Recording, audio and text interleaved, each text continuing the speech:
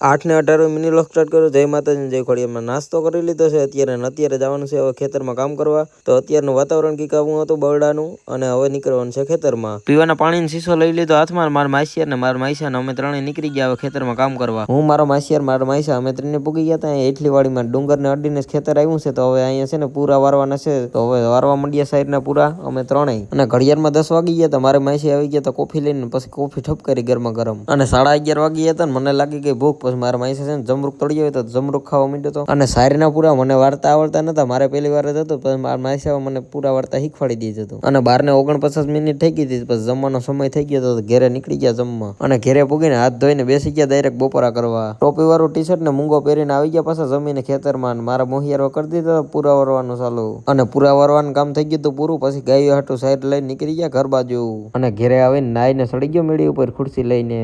અને હવે તમને બતાડું બરડાનો સાંજનો નજારો.